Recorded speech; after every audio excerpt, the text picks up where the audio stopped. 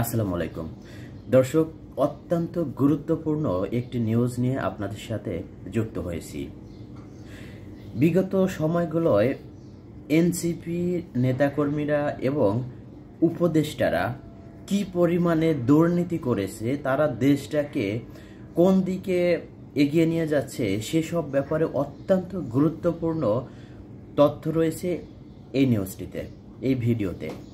দর্শক, আজকের ভিডিওতে উপদেষ্টা আসিফ মাহমুদ, তার আত্মীয় স্বজন মাহফুজ আলম, তার ভাই, এছাড়া এনসিপি নেতা আক্তার হোসেন সহ সকল এনসিপি নেতা ও উপদেষ্টারা যে ভয়াবহ দুর্নীতি করেছে, সেই দুর্নীতির সমস্ত সাক্ষ্য প্রমাণ সহ হাজির হয়েছে এনসিপিরই আরেক নেতা মুনতাসির মাহমুদ।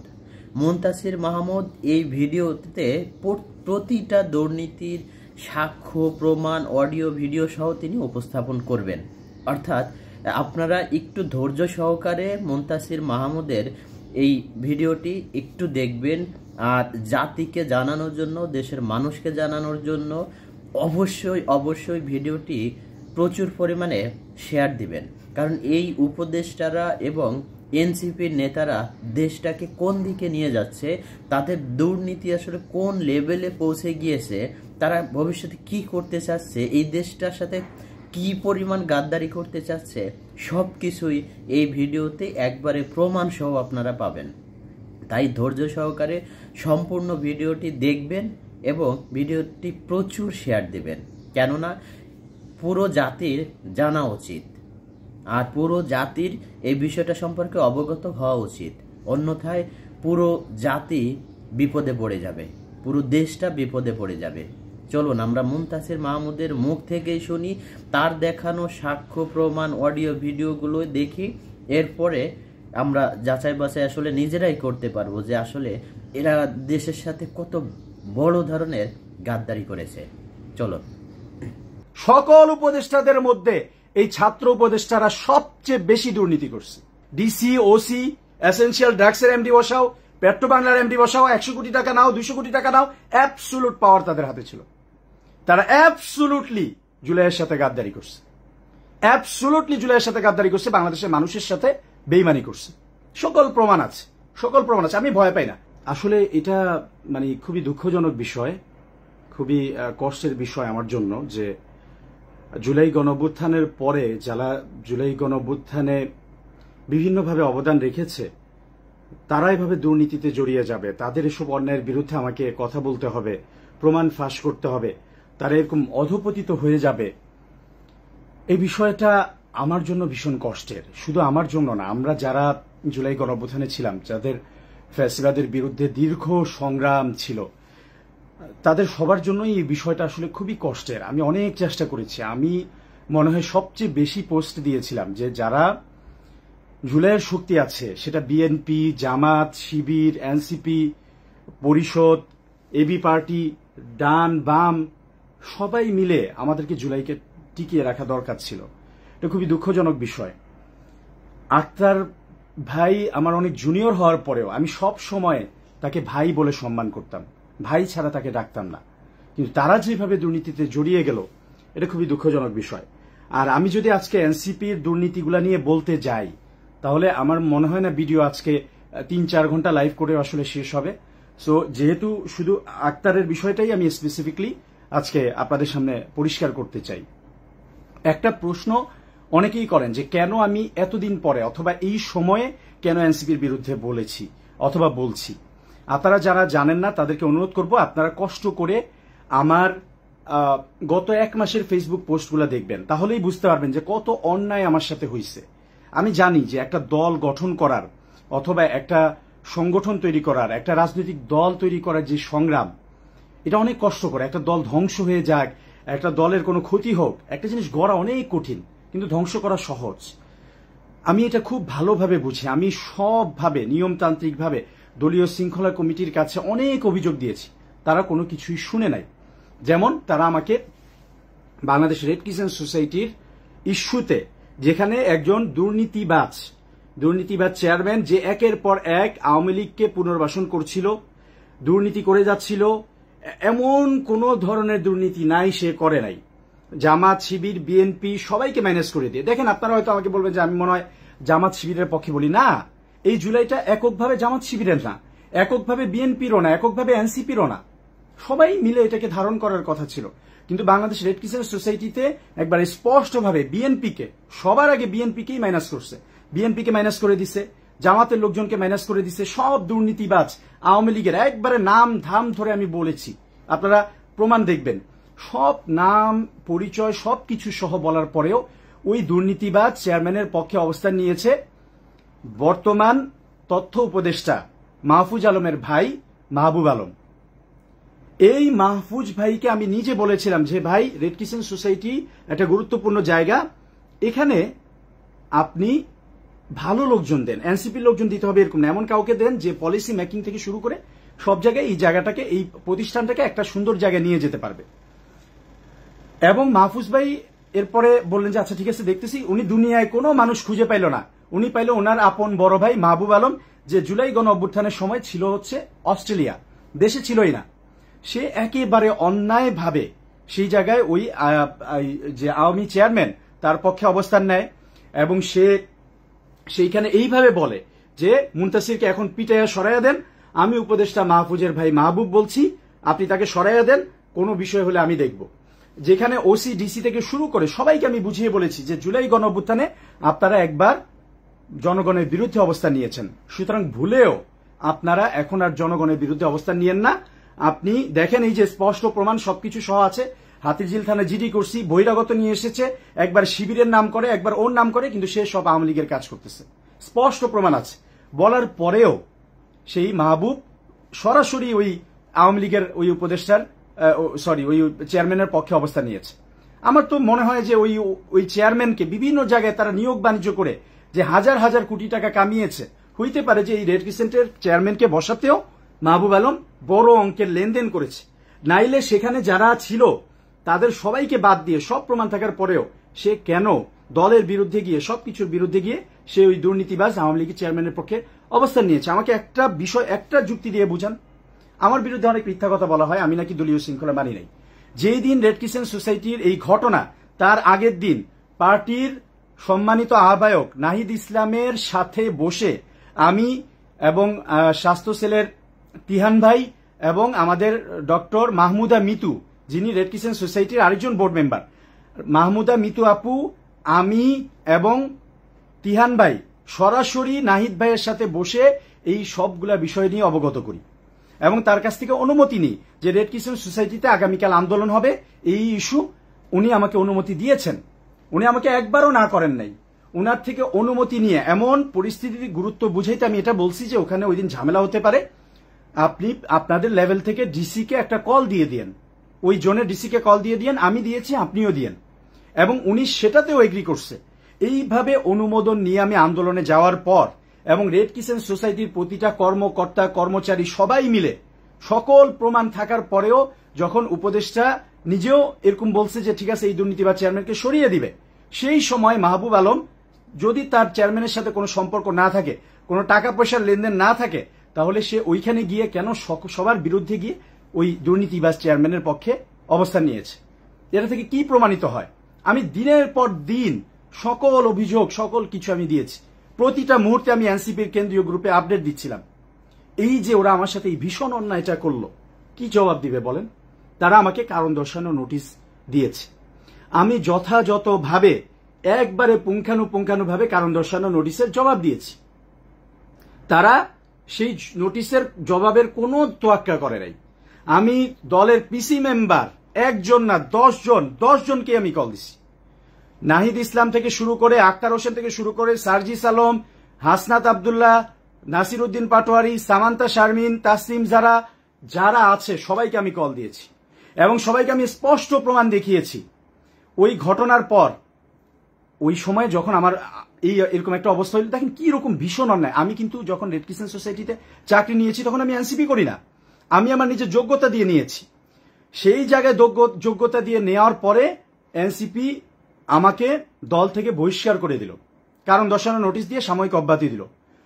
উপদেষ্টা মাহফুজের ভাই মাহবুব আমার সাথে এইসব অন্যায় করার পর যখন সে সেখান থেকে বেরোতে পারছিল না, জনরোষে পড়ার পর আমার কাছে মাফ চাইছে, মুনতাসির ভাই মাফ চাই। আমি মাহবুবের কাছে যাচ্ছি, আমি আমার ভাইয়ের কাছে যাচ্ছি, এখান থেকে বুঝানো বলা সম্ভব না, চেয়ারম্যান আজকেই পদত্যাগ করবে, আপনি আমাকে একটু যাওয়ার ব্যবস্থা করে দেন। আমার কাছে মাফ চেয়ে সে ওখান থেকে বের হইছে। আমি সবাইকে বলছি, আন্দোলনকারীদেরকে, যে ভাই আমার উপর বিশ্বাস রাখো, মাহবুব ভাইকে যাইতে দাও। সে বের হওয়ার 15 মিনিটের মধ্যে অতিরিক্ত পুলিশ এখানে আসছে। এর আধা ঘন্টা পরে আমাদের উপর হামলা করছে। মাহমুদা মিতু আপু আহত হয়েছে, আমাদের ভলান্টিয়াররা আহত হয়েছে, রক্তাক্ত হয়েছে। তাদেরকে ইচ্ছা মতো পিটাইয়া সেখান থেকে সরাইয়া দিছে, দল থেকে আমাকে বহিষ্কার করছে, এবং সেই আওয়ামী ফ্যাসিস্ট চেয়ারম্যান অফিস টাইমের 5 ঘন্টা পরে বাসায় গিয়ে বসে আমাকে চাকরি থেকেও বহিষ্কার করছে। কি ভীষণ অন্যায় দেখেন। সবগুলা নিয়ে আমি পুঙ্খানু কারণ দর্শানো নোটিশের জবাব দিয়েছি। এই উপদেষ্টা মাহফুজের ভাই মাহবুব আলমের অপকর্মের বিরুদ্ধে আমি স্পষ্টভাবে প্রমাণ সহ দিয়েছি। পুলিশ যখন আমাকে হামলা করছে, যখন আমাদেরকে সবাইকে সরিয়ে দিয়েছে, তখন উপদেষ্টা মাহফুজ আলম আমাকে কল দিয়েছিলেন। সেটার কল রেকর্ডও আছে। কারণ অন্য কেউ, আমি দেখলাম পরে, আমি যখন কথা বলছিলাম অন্য কেউ পাশে থেকে ভিডিও করছে। কারণ এরা তো মিথ্যুক, এরা জুলাইকে বিক্রি করে দিছে। এই মাহফুজ আলম লজ্জা নাই? সে কি বলেছিল যে ওই শিবিরের লোকদেরকে নাকি সে জিল্লতির জীবন উপহার দিবে। জামাত শিবিরকে আওয়ামী লীগ ওই 1971 সালের ন্যারেটিভ দিয়ে মিথ্যা মুক্তিযুদ্ধের চেতনা বিক্রি করে করে গুম করছে, খুন করছে, ক্রস ফায়ার করছে। সেই জামাত শিবিরকে সে জিল্লতির জীবন উপহার দিতে চাইছিল উপদেষ্টা মাহফুজ আলম। জিল্লতির জীবন কে পাইছে? আমি বারবার, অনেকে বলে আমি নাকি জামাত শিবিরের পক্ষে বলে, আমি শুধু ওই ছাত্র শক্তি এবং এনসিপি কে বলেছিলাম আপনারা নিজেদের রাজনীতি করেন, শুধু জামাত শিবির বিরোধিতা না, নিজেদের যদি কোনো স্বতন্ত্র পলিটিক্স থাকে সেটা করেন। তারা আমার কথা শুনে নাই, কি করলো? জিল্লতির জীবন উপহার দিবে। সেই মাহফুজ আলম আমাকে কল দিয়েছে, কল দিয়ে আমারে বলতেছে দেখেন আবার জামাত শিবির গেম, জামাত শিবিরকে মিথ্যা ব্লেম দেওয়া। সে বলতেছে যে রেড ক্রিসেন্ট সোসাইটির চেয়ারম্যান, আল্লাহর কসম রেকর্ড আছে, আমি যা বলতেছি প্রতিটা কথার পুঙ্খানু রেকর্ড, ভিডিও, অডিও, প্রমাণ সবকিছু আমার কাছে আছে। উপদেষ্টা মাহফুজ আলম আমারে কল দিয়ে কি বলতেছে যে এই রেড ক্রিসেন্ট সোসাইটির চেয়ারম্যান এ তো জামাতের লোক, এরে যদি আমি এখন কিছু বলি মুনতাসির ভাই তাহলে এটা আমার উপর আসবে, আমার খুব সমস্যা হবে, একে প্রোটেকশন দিচ্ছে জামাত শিবিরের লোক। আমি অবাক, আরে জামাত শিবিরের লোক প্রোটেকশন দিচ্ছে মানে? আমি স্পষ্ট দেখাইলাম যে এই চেয়ারম্যান আওয়ামী লীগের লোকদেরকে পুনর্বাসন করতেছে, আপনি দেখতেছেন প্রমাণ, সে দুর্নীতি করতেছে, সে বহিরাগত নিয়ে এসে এখানে হাতে নাতে ধরা খাইছে, সকল অপকর্ম প্রমাণিত। তাহলে আপনি তো জামাত শিবিরের জিল্লতি জীবন উপহার দিতে চান, তাহলে তো জামাত শিবির যদি তার পক্ষে, আওয়ামী লীগের পক্ষে অবস্থান নিয়ে থাকে, তাহলে আপনি তার বিরুদ্ধে অবস্থান নিলে, আপনি সঠিক অবস্থান নিলেই তো এটা প্রমাণ হয়। সে বলে না না না ভাই ভাই ভাই, এখানে ভাই চেয়ারম্যান তো জামাত শিবিরের লোক, বারবার একই কথা, জামাত শিবিরের লোক, এই চেয়ারম্যানরা জামাত শিবির বসাইছে, প্রোটেকশন দিতেছে, আমি এখানে কিছু করতে পারবো না। আমি বলি কি ধরনের অথর্ব? জামাত শিবির কি উপদেষ্টা? উপদেষ্টা হয়েছেন আপনি মাহফুজ আলম। হঠাৎ কোথা থেকে মাস্টার মাইন্ড হয়ে গেছেন। আমি ডক্টর ইউনূস স্যারকেও বলবো, এই উপদেষ্টারা, সকল উপদেষ্টা কাজ করছে, কম বেশি করছে। বাংলাদেশে এই জুলাইকে বিক্রি করে দিছে ছাত্র উপদেষ্টারা। সকল উপদেষ্টাদের মধ্যে এই ছাত্র উপদেষ্টারা সবচেয়ে বেশি দুর্নীতি করছে। ছাত্র উপদেষ্টারা দুর্নীতির চ্যাম্পিয়ন, অ্যাবসোলুট পাওয়ার ছিল তাদের। যখন 5ই আগস্টের পরে কোনো সমন্বয়ক অথবা কেউ যখন যাইতো যে কোনো উপদেষ্টার সাথে কোনো অভিযোগ নিয়ে, কোনো সমস্যা নিয়ে, তাদেরকে বলা হয়তো ওই যে ছাত্র উপদেষ্টা আছে, তাদেরকে গিয়ে বলো, ছাত্র উপদেষ্টারা যদি অনুমতি দেয় তাহলে আমরা তাহলে দেখা করতে দিব। এরকম অ্যাবসোলুট দেশটা তাদের হাতে ছিল। জুলাই গণঅভ্যুত্থান ডক্টর ইউনূসের ভিত্তি কি? ডক্টর ইউনূস বারবার বলেছেন যে আমার নিয়োগকর্তা হচ্ছে এই ছাত্র উপদেষ্টারা, অথবা এই জুলাই গণঅভ্যুত্থান যারা করেছে তারা। এই 2 জন ছাত্র উপদেষ্টা এবং অন্যান্য উপদেষ্টাদেরও তো কোনো ভিত্তি ছিল না, তারা জনগণের ভোটে যায় নাই। 100% এই ছাত্র উপদেষ্টাদের উপর ভিত্তি করে, এবং তাদের কাছে পুরো দেশটা ছিল, অ্যাবসোলুট পাওয়ার ছিল। ডিসি, ওসি, এসেনশিয়াল ড্রাগসের এমডি বসাও, পেট্রো বাংলার এমডি বসাও, 100 কোটি টাকা নাও, 200 কোটি টাকা নাও, অ্যাবসোলুট পাওয়ার তাদের হাতে ছিল। তারা অ্যাবসোলুটলি জুলাইয়ের সাথে গাদ্দারি করছে, অ্যাবসোলুটলি জুলাইয়ের সাথে গাদ্দারি করছে, বাংলাদেশের মানুষের সাথে বেইমানি করছে। সকল প্রমাণ আছে, সকল প্রমাণ আছে। আমি ভয় পাই না। আমার জীবন নিয়ে হয়তো মানে আগে থেকেই তো আপনারা জানেন কিনা আমি জানি না, আমি অলরেডি বলেছি আমার বাসায় এগুলো সিসিটিভি ফুটেজ আছে। আমি মিথ্যা কথার রাজনীতির বিশ্বাস করি না। আমাকে মানুষ বলে যে মুনতাসির ভাই সততা দিয়ে রাজনীতি হবে না, সততা এবং দুর্নীতি করা ছাড়া রাজনীতি হবে না। আমি মুনতাসির মাহমুদ বলেছি যে আমি সততা দিয়েই করব এবং দুর্নীতি ছাড়াই করব, এবং রাজনীতি ছাড়বো না। আমি রাজনীতি করব এবং সততা এবং দুর্নীতি ছাড়াই করব এবং আমি করে দেখাবো। আমি সেটা আল্লাহর রহমতে আল্লাহর উপর ভরসা রেখে, একমাত্র আল্লাহর উপর ভরসা রেখে আমি সেই চেষ্টা করে যাচ্ছি। অনেকে হায়া দিচ্ছেন, আমি জানি না আওয়ামী লীগের লোকজন নাকি এনসিপির দুর্নীতিবাজ ওই বট বাহিনী না কে জানি না, অনেকে হায়া দিচ্ছেন। আপনাদেরকে অনুরোধ করব, এটা খুবই গুরুত্বপূর্ণ লাইভ, আমার জীবনের জন্য গুরুত্বপূর্ণ, আমার জীবনের উপর ঝুঁকি আছে। আপনারা ভিডিওটা শেয়ার করে দেন, যারাই দেখতেছেন সবাই শেয়ার করে দেন। মানুষের এই জিনিসগুলো জানা উচিত, মানুষের এই জিনিসগুলো জানা উচিত। আমি যদি কোনো ভুল করে থাকি আমার শাস্তি হোক, কিন্তু আমি যেসব প্রমাণ দিচ্ছি আজকে দেখাবো, আক্তারের সকল প্রমাণ আমি দেখাবো, কিন্তু আপনারা এটা শেয়ার করে দেন, মানুষ জানুক, মানুষ বুঝুক যে কে সত্যি কথা বলতেছে, কে মিথ্যা কথা বলতেছে। আমার সৎ সাহস আছে, যে কোনো উপদেষ্টা, ওই নাহিদ ইসলাম হোক আর আক্তার হোসেন হোক আর ওই যে উপদেষ্টা আসিফ মাহমুদ হোক আর মাহফুজ আলম হোক, সবার চোখের দিকে সরাসরি তাকিয়ে কথা বলার সৎ সাহস আমি মুনতাসির মাহমুদ রাখি। কারণ 5ই আগস্টের আগে বা পরে 1 টাকা দুর্নীতি, 1 টাকার অপকর্ম আমি মুনতাসির মাহমুদ করি নাই। সুতরাং আমার সেই সৎ সাহস আছে, তাদের চোখের দিকে তাকিয়ে আমি কথা বলতে পারবো। তারা সবগুলা দুর্নীতি করছে, এনসিপির সবাই না, এনসিপির তৃণমূল অবহেলিত, তারা কোনো ভাত পায় না, তাদের সাথে তাদের খেয়াল রাখা হয় না, তাদেরকে খালি ব্যবহার করা হচ্ছে। কিন্তু ওই দুর্নীতিবাজ নেতা যারা আছে, ওই ছাত্র উপদেষ্টা যারা আছে, তাদের চোখের দিকে চোখ রেখে কথা বলার সৎ সাহস আমি রাখি।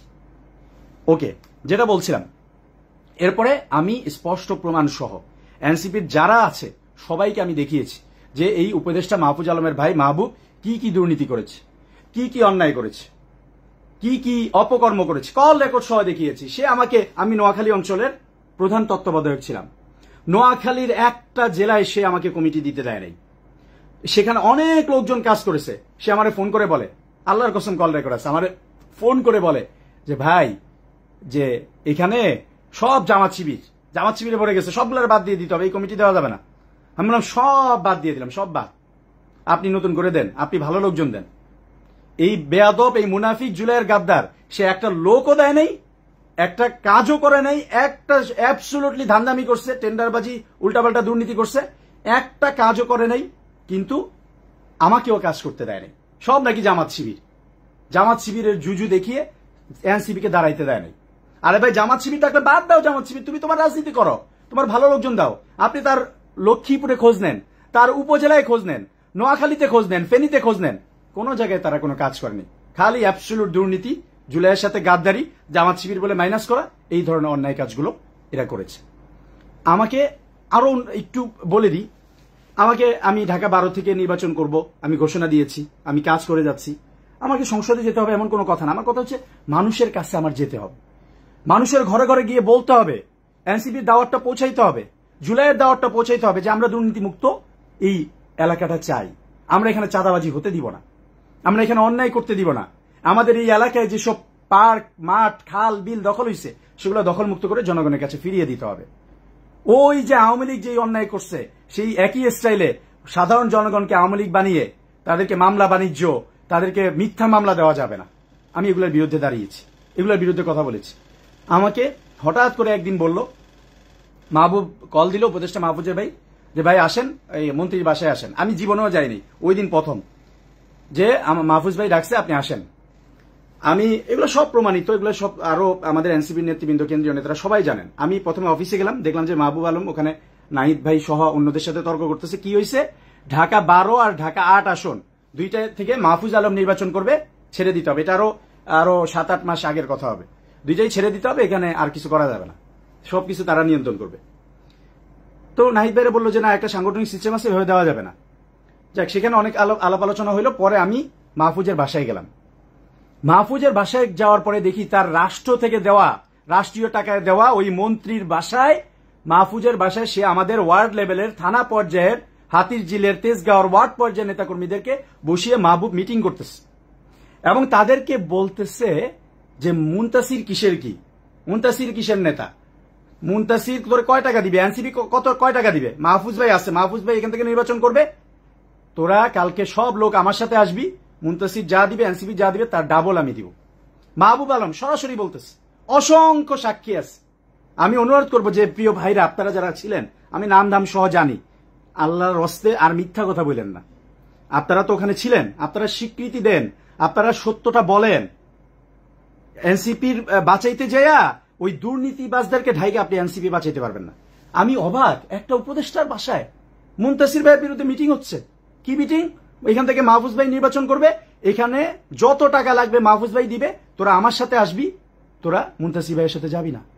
কি অবাক কাণ্ড! ওখানে এই ওয়ার্ড পর্যায়ে এইসব নেতা কর্মীদের সাথে মিটিং হচ্ছে। মিটিং করার পরে তাদেরকে বুঝায় টুঝায় পাঠিয়ে দিয়ে এরপর আমার সাথে বসলো। আমার সাথে বসে বলতেছে যে ভাই এখান থেকে আপনি কিছু করতে পারবেন না। আমি বললাম যে আমার এলাকায় জন্ম, আমি এখান থেকে নির্বাচন তো পরে বসে, আমি এলাকার মানুষের জন্য কাজ করি, নির্বাচন এত সহজ, আমি এমপি হয়ে যাব? আমি মানুষকে ভালোবাসা দিই, তাদের বিপদে আপদে পাশে থাকি, চেষ্টা করি। সে বলে যে ভাই এখান থেকে মাহফুজ করবে। আমি বললাম ওকে, ভেরি গুড, ওয়েলকাম, কাজ করেন, এলাকার মানুষের জন্য কাজ করেন। পরে মাহবুবের সাথে আমার মাহবুব আমার সাথে প্রায় আধা ঘন্টার মতো কথা বলার পরে মাহফুজ ভাই, যিনি এখন বর্তমান উপদেষ্টা, উনি আমার সাথে 2-3 মিনিট কথা বললেন এবং উনিও বললেন যে ভাই মাহবুব ভাই তো বলছে সব, বড় ভাই তো সব বলছে, তাহলে এইভাবে চলেন। আমরা ভাই কিভাবে চলে, তার তো কোনো খোঁজ খবর নেই, তার তো পাওয়া যায় না, আপনি কি আসলে নির্বাচন করবেন না কি করবেন? বলে যে ভাই আপনি যা বলছি সেভাবে করেন, এত বেশি বলতে পারবো না, আমি ঢাকা 12, ঢাকা 8 এগুলো আমারে ছাড়েন, আমি ঢাকা মহানগর দক্ষিণটা কাজ করতে চাই, আর নোয়াখালী অঞ্চলটা আমারে ছাইরা দেন। আমি বললাম একজন উপদেষ্টা যদি বলে যে কাজ করতে চাই তাহলে খুব ভালো, চলেন করি, একসাথে করি। কিন্তু এরপরে আর তার খবর নেই। সে তার ওই দুর্নীতিবাজ ভাইদের দিয়ে দুর্নীতি করাইছে। সংগঠনটা এনসিপি ওই নোয়াখালী অঞ্চলে সবচেয়ে বেশি দুর্বল। নোয়াখালী অঞ্চলে মুনতাসির মাহমুদ প্রতিটা জেলায় গেছে, উপজেলায় গেছে, চেষ্টা করছে কাজ করার। আমার মতো বেশি আর কেউই কাজ করে নাই, কেউই খোঁজ খবর রাখে নাই তৃণমূলের। মাহবুব তার নিজেদের উপজেলায় পর্যন্ত ভালো মতো গোছাইতে পারেনি। সবচেয়ে বেশি দুর্বল ওই জায়গাটা। তারা কি করছে? খালি দুর্নীতি। ওকে, দেখেন আমি পরে এনসিপির যারা পিসি মেম্বার থেকে শুরু করে টপ নেতাদেরকে সবাইকে রেকর্ড সহ দেখাইছি, একবার মাহবুবের রেকর্ড। ওকে, ভালো কথা মনে হয়েছে, মাহবুবের রেকর্ডটা একটু শুনাইয়া দিই, যেহেতু আপনারা আছেন, আপনার একটু শুনাইয়া দেওয়া দরকার আছে। আপনারা কষ্ট করে দেখতেছেন, আপনাদেরকে একটু শুনাইয়া দেওয়া অবশ্যই দরকার আছে। এবং আমি যেটা এখন শোনাচ্ছি, আমি একবার নাহিদ ভাইয়ের মেসেজ থেকে, ব্যক্তিগত মেসেজ দেখাবো না, নাহিদ ভাইয়ের হোয়াটসঅ্যাপের ওখান থেকে আমি দেখাচ্ছি যে আমি সবাইকে প্রমাণ সহ দিছি, কোনো ব্যবস্থা নেই, কোনো মেসেজের রিপ্লাই নেই। ঠিক আছে, মানে ওরা আমাদেরকে দাস মনে করে। দাস হয়ে তো আমি থাকবো না, দাস হয়ে তো আমি থাকবো না। ঠিক আছে, দেখেন মাহবুব, আমি লিখে দিছিলাম যে মাহবুবের বিরুদ্ধে প্রমাণ সহ আমি অফিসিয়ালি অভিযোগ দিলাম। নোয়াখালী অঞ্চলের সব কমিটি সে এককভাবে তার কথা অনুযায়ী দিতে বলেছে, এবং উনি কমিটি দেওয়ার পর শুধু ওই জেলার উনি একটা কমিটি দিচ্ছে তার উপজেলায়, ওই উপজেলার যারা সেন্ট্রাল মেম্বার ছিল, যেমন রাকিব ছিল, তারপরে আমাদের মিনহাজ ভাই ছিল, এই মিনহাজ ভাইকে কি পরিমাণ নির্যাতন, কি পরিমাণ কষ্ট যে সে দিছে, এই মাহবুব অপমান করছে, বলার মতো না। ওখানে আরো বলি, এই যে রেড কিচেনের কমিটি, সেখানে সে জামাত শিবির এনসিপির লোকজনকেও সে মাইনাস করছে, সে তার নিজের লোকজনকে বসাইছে, টাকা খাইয়া বসাইছে। প্রমাণ, আমি প্রতিটা কথার প্রমাণ আছে। দেখেন, পরে আমি বললাম যে উনি ওইখানে একটা জেলার সেন্ট্রাল মেম্বারদের উনি যারা ছিল, আমার তো দায়িত্ব ছিল, আমি অঞ্চল তত্ত্বাবধায়ক ছিলাম নোয়াখালী 3 জেলার, আমি লক্ষ্মীপুরের সেন্ট্রাল মেম্বার যারা আছে তাদের কাছ থেকে জাস্ট শেয়ার করে অনুমতি না, মানে একটা জাস্ট তাদেরকে জানানো যে ভাই কমিটিটা হচ্ছে, আপনারা অবগত থাকেন, এইটা করাই সে আমাকে শেয়ার করায়। উনি আমাকে গালাগালি করেছে এবং হুমকি দিয়েছে, এবং ওই অঞ্চলে ওনার হুমকি এবং খারাপ ব্যবহারের কারণে আমি কোনো কমিটি দিতে পারি নাই। দেখেন, আমি রেকর্ডটা এবার শুনে আরি, দেখেন আপনারা শুনেন, প্রমাণ সহ শুনেন, যারা দেখতেছেন একটু শেয়ার করে দেন, মানুষের এগুলো জানার দরকার আছে, কিভাবে এই জুলাইকে বিক্রি করে দিয়ে গাদ্দারি করে তারা ধ্বংস করেছে। দেখেন, শুনেন।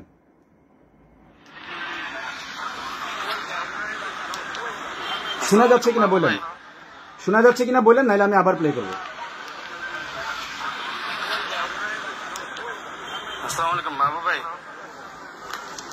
হ্যালো, আসসালামু আলাইকুম ভাই। এই আমি আপনার বলছি কমিটি দিতে, আপনারা এখানে গণতন্ত্র চলাইতে বলছি, বলতে দিছি, আপনারা আবার এটা গ্রুপে দিয়ে মতামত দিতে বলছে কে? ভাই আমারে তো এটা নিয়ে বারবার ঝামেলার মধ্যে ফেলাইছে। আপনার কমিটি দেওয়ার দরকার নেই, আপনার কোনো কমিটি দেওয়ার দরকার নেই।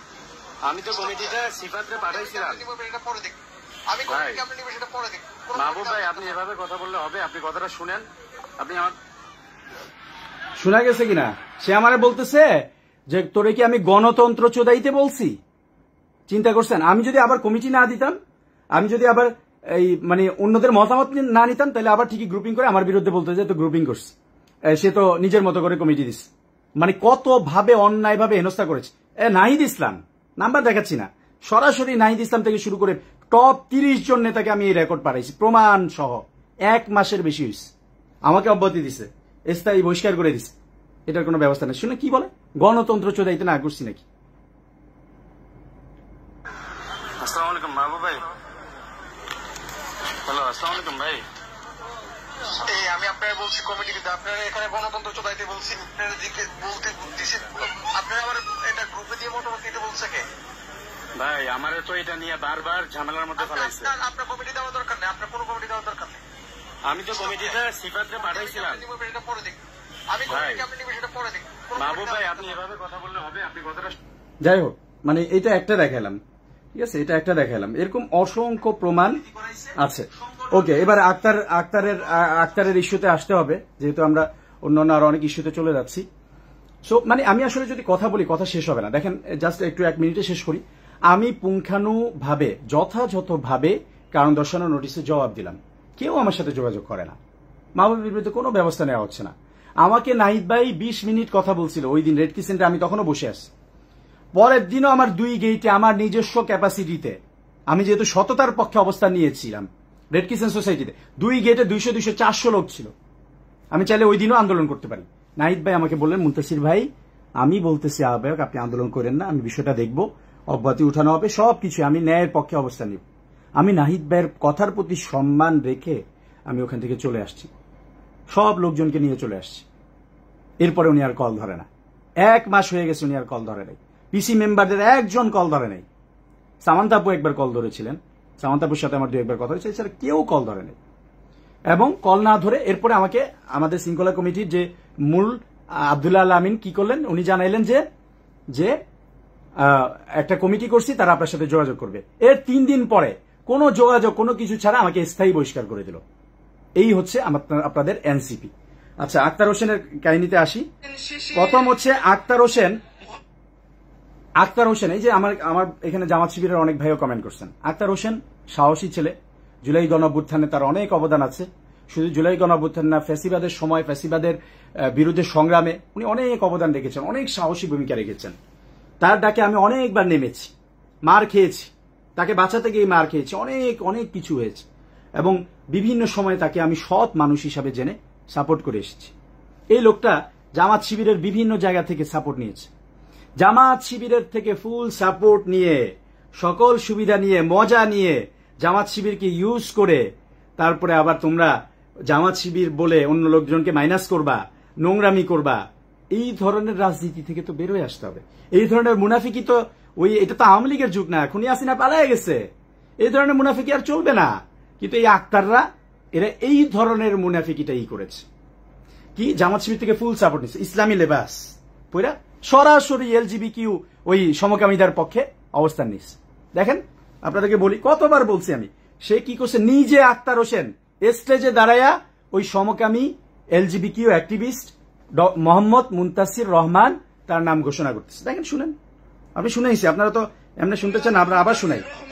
জয়নাল আবেদিন শিশির, মোহাম্মদ মুনতাসির রহমান, গাজী সালাউদ্দিন তানভীর, ৭১-এর মুক্তিযুদ্ধে যে স্বপ্ন আমরা দেখেছিলাম, সিনিয়র যুগ্ম সদস্য সচিব হিসেবে দায়িত্ব পালন করছেন ডাক্তার তাসনিম জারা, যুগ্ম সদস্য সচিব হিসেবে দায়িত্ব পালন করছেন আব্দুল্লাহ আল আমিন, আরিফ সোহেল, মোহাম্মদ মুনতাসির রহমান, জয়নাল আবেদিন শিশির। এই মুনতাসির রহমান, আমি মুনতাসির মাহমুদ না। এই যে দেখলেন আক্তার হোসেন নিজে ঘোষণা করলো মোহাম্মদ মুনতাসির রহমান নামে একজনের, তাকেও কিন্তু, এটা কিন্তু দুষ্টামির বিষয় না, তাকেও কিন্তু অপমানিত করলো। এবং যখন সমালোচনা হইল তখন তাকে কোনো কিছু ছাড়া তাকে বাদ দিয়ে দিল। আর এদিকে আমার নাম মুনতাসির মাহমুদ, জুলাই গণঅভ্যুত্থানের নেতা মুনতাসির মাহমুদ কি করলো, আমাকে মানুষ সমকামী বলা শুরু করলো। আমি বারবার বললাম যে ভাই, আমি সাধারণ সবাই বললাম, ভাই এটা হাসির বিষয় না। আমাকে যখন এই যে বহিষ্কার করলো, লোকজন নিউজ করতেছে যে সমকামিতার অভিযোগে মুনতাসির মাহমুদকে অব্যাহতি দেওয়া হয়েছে। আমার পরিবার নাই, আমার বন্ধু বান্ধব নাই, মানুষ কি মনে করে, কি রকম আপনি চিন্তা করেন। এইরকম পরিস্থিতি, এরকম মানে ভীষণ কষ্টের মধ্যে দিয়ে আমি যাচ্ছিলাম। আমি সাধারণ সবাই বলছি, সবার সামনে বলছি, হাসে, এটা হাসার বিষয় না। কেন একবার ক্লিয়ার করা যাইতো না? এদের কতটুকু মানে আন্তরিকতা তো দূরে থাকে, এটা কতটুকু ছোট মন মানসিকতার। তেজগাঁও কলেজে আমাদের উপর ছাত্র দলের লোকজন হামলা করছিল, কিছু 2-1 লোক। আমি সরাসরি ফোন দিলাম, কারণ আমরা তো ফ্যাসিবাদী আমলে, আমরা তো ভাইসে আসি নাই, ওই 24-এর 1 মাসের নেতা না তো। আমরা ফ্যাসিবাদী আমলে 8 বছর টানা সংগ্রাম করছি, খুনি হাসিনাকে খুনি হাসিনা বলছি, ভোট ডাকাতকে সরাসরি ভোট ডাকাত বলছি। কি হয়েছে? ওই আমি রাকিব ভাই, নাসির ভাই, তাদের সাথে আন্দোলন করছি, সরাসরি ফোন দিচ্ছি যে ভাই ছাত্র দলের এই ছেলে এভাবে হামলা করছে, তারা বহিষ্কার করে দিচ্ছে। আর আমার দল সেটা নিয়ে কোনো বিবৃতি দিতে রাজি না। তারা হিসাব নিকাশ করে, ডাকসুর এইটা যদি দিই তাহলে তো মনে হয় ডাকসুতে হাইরা যাবো, তাহলে মনে ভোট কমিয়া দেবো, এটা যদি করি তাহলে তো আওয়ামী লীগের ওই ভোটটা পাবো না। এই হিসাব নিকাশ করতে করতে ডাকসুতে তারা জিল্লতির জীবন বেছে নিয়েছে। দুঃখজনক, খুবই দুঃখজনক। আমার এইভাবে হামলা হয়েছে, কিন্তু না, ওখানে মিডিয়াকে বলা যাবে না, ওইখানে বিবৃতি দেওয়া যাবে না, তাহলে মুনতাসির ভাই আরেকটু উঠে যাবে। এরকম ভাবে তাদের সব নেতাদেরকে, পটেনশিয়াল যারা নেতা ছিল সবাইকে দমায় রাখছে, কাউকে উঠতে দেয় নাই, কাউকে গ্রো হইতে দেয় নাই, কাউকে তাদের পটেনশিয়াল, তারা যে সুন্দরভাবে কাজ করবে সেই সুযোগটুকু এই দুর্নীতিবাজ নেতারা দেয় নাই। তো কি হইল? আমি যখন বললাম, এত কিছু বললাম, এতবার বললাম, বারবার সব নেতাকে বললাম, তারা এই সমকামী মুনতাসির রহমান আর এই মুনতাসির মাহমুদ যে এক না, সেটা তারা একটা বিবৃতি দিল না। আমি মাদ্রাসায় পড়ছি, তানজিউল উম্মা ক্যাডেট মাদ্রাসায় পড়ছি, আমি হাফেজ হয়েছি, আমি এই তেজগাঁও কলেজ মসজিদে খতম তারাবির নামাজ পড়াইছি 12 বছর। আমার পিছনে মানুষ পুরা কোরআন নামাজ পড়ছে, আমাকে বলে সমকামী, এবং সেটার কোনো এক্সপ্লেনেশন, কোনো ব্যাখ্যা এনসিপিকে বারবার বলার পরেও দেয় নাই। কেন? কি এই কাজ কি তারা করতে পারে? এবার বলি আক্তার হোসেনের দুর্নীতি নিয়ে আরো কিছু জিনিস একবারে প্রমাণ সহ বলি। তখন আমি ছাত্র অধিকার পরিষদের কেন্দ্রীয় সেক্রেটারি। এই সময় জুলাই গণঅভ্যুত্থানের পরে তখন আসিফ নজরুল স্যাররা দায়িত্ব নিছেন, বিভিন্ন জেলায় পিপি বসানো হচ্ছে। পিপি বসানো হচ্ছে আমাদের নরসিংদী জেলার অ্যাডভোকেট শিরিন আপা, ফ্যাসিবাদী আমলে তিনি আমাদের গণ অধিকার পরিষদের সাথে ছিলেন। তার ছেলে যে তমাল, গোলাম রেশাদ তমাল আমাদের ছাত্র অধিকার পরিষদের যুগ্ম আহ্বায়ক ছিলেন, কেন্দ্রীয় যুগ্ম আহ্বায়ক ছিলেন। আমি ছিলাম তখন ছাত্র অধিকার পরিষদের কেন্দ্রীয় সেক্রেটারি, মোল্লা রহমতুল্লাহ ছিল সভাপতি। আমরা নূর থেকে বের হয়ে আসা অংশ। তো পিপি বসাবে, আমরা ডক্টর আসিফ নজরুল স্যারকে আমরা শিরিন আপার নাম রিকমেন্ড করলাম। আক্তারের লোকজন কি করলো, তার একটা পিএস ছিল তখন ঢাকা ইউনিভার্সিটির আরেকটা ছেলে আতিক মুন্সি, সে আক্তাররা শিরিন আপার নাম কেটে দিয়ে সেখানে আরেক মহিলা থেকে টাকা খেয়ে তার নাম দিয়ে দিল। অথচ এই শিরিন আপা ফ্যাসিবাদী আমলে কি পরিমাণ আন্দোলন করছে, কি পরিমাণ সমর্থন দিছে, এই আক্তারকেও দিছে বলার মতো না, তাকে বাদ দিয়ে দিল। তার ছেলে, শিরিন আপার ছেলের তমাল, ওই নরসিংদীতে ছাত্রলীগকে মোকাবেলা করতে গিয়ে যুবলীগের হামলায় তার মাথা ফেটে গিয়ে তার মাথার একবার ছিদ্র হয়ে গেছে। তাকে, সে বাঁচবে কি বাঁচবে না, লাইফ সাপোর্টে ছিল, এরকম অবস্থা, বাঁচবে কি বাঁচবে না আমরা এরকম সন্দিহান ছিলাম। তাকে চায়না, থাইল্যান্ড সহ বিভিন্ন জায়গায় চিকিৎসা করাতে হয়েছে। এরকম একটা নির্যাতিত ফ্যামিলি, ভালো করে আক্তার চিনে, আক্তার নরসিংদীতে গিয়ে তার বাসায় উঠছে, সে তার নাম কেটে দিছে, কারণ ওই যে 50 লাখ টাকা পাবে আরেকজন থেকে, টাকা খেয়ে আরেকজনের নাম দিছে। আমি এই যে আপনি দেখেন না ইদানিং আম জনতার দলে তারেক রহমান, তার সাথে আমার অনেক রাজনৈতিক মত বিরোধ হইতে পারে, সে বিএনপির পক্ষে অন্যভাবে দালালি করে, সেজন্য আমি তার বিরুদ্ধে বলি। এবং সে বলে যে আওয়ামী লীগ নাকি জামাত শিবিরের চেয়ে 1000 গুণ ভালো, এই ধরনের অন্যায় কথা বলে দেখি, আমি তার বিরোধিতা করি। কিন্তু এই তারেক রহমান জুলাই গণ অভ্যুত্থানের নেতা, জুলাই গণ অভ্যুত্থানের মূল নেতাদের মধ্যে এই আম জনতা দলের তারেক রহমান একজন, যে ভয় পায় নাই, রাজপথে দাঁড়িয়ে যুদ্ধ করেছে, সাহসের সাথে যুদ্ধ করেছে, আপনারা দেখেছেন সবাই। তার সাথে আমার যত মত বিরোধ থাকুক, তার যে স্বীকৃতি, তার যে অবদান, সেটাকে অবশ্যই আমি সম্মান করি। এই তারেক রহমান এই আম জনতা দলের এখন যতই পচে যাক, অনেকে হায়া দিচ্ছেন হয়তো, কিন্তু জুলাই গণ অভ্যুত্থানে তার অসামান্য অবদান আছে। এই তারেক রহমান শুধু জুলাই গণ অভ্যুত্থান না, পুরো ফ্যাসিবাদী আমলে এই যে তরুণদের রাজনীতি, তার পিছনে তার অনেক অবদান আছে। অনেক ভালো সংগঠক ছিলেন। ভারতের বিরুদ্ধে, ভারতের আধিপত্যবাদের বিরুদ্ধে একাই সংগ্রাম করেছেন, অনেক সংগ্রাম করেছেন। এই তারেক রহমান ভাই সাক্ষী।